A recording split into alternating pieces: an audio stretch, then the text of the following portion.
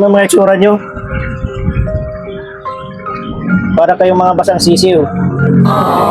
Kasi naman, pinili nyo kasi yan. O, ano nang gagawin natin ngayon? Kailangan ko pa bang gawin to? Ayaw ko na sanang gawin to, pero kailangan eh. Para matuto kayo. Paano yan? Aalisan ko muna kayo. Kasi parang minamalas na tayo ng gusto dito eh. Huwag kayo mag-alala. Papadalan ko kayo dito ng pangangailangan nyo. Ay sana magpakatino kayo ha. Sana maging lesson sa inyo to. O, alis na ako. Tayo na lang muna dito. Ha? Sana pagbalik ko, mababait na kayo mga bata. Maasahan ko ba yan? Opo. Paano? Alis na ako. Paalam. Yes. Asan ba yung bag ni Papa? Nandun sa loob, kinuha niya. Paano gagawin natin ngayon, kuya? Eh, total, kagaya din na sinabi niya, malas tong bahay. So, sa tingin ko, lilipat na rin tayo, aalis na rin tayo dito.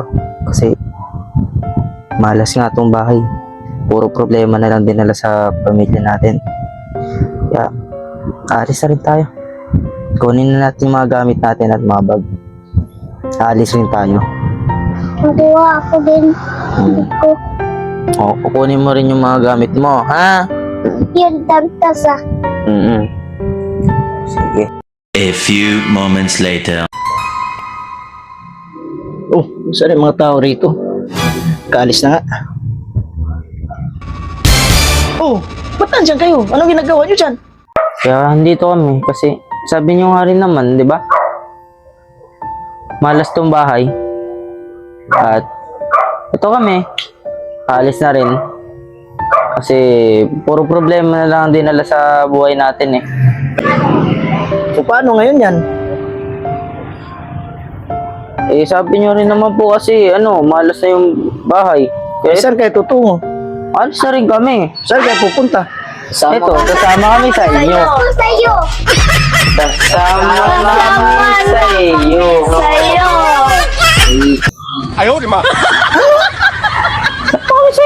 Eh, sabi niyo kasi alis kayo, di ba? Oh, Ito, nagligpit kami ng gamit namin. Kasama kami sa inyo. kala ko naman makakatakas na ako sa inyo. Pala sasama pa rin pala kayo sa akin. Kasi malas yung bahay, di ba? Ito, sama kami.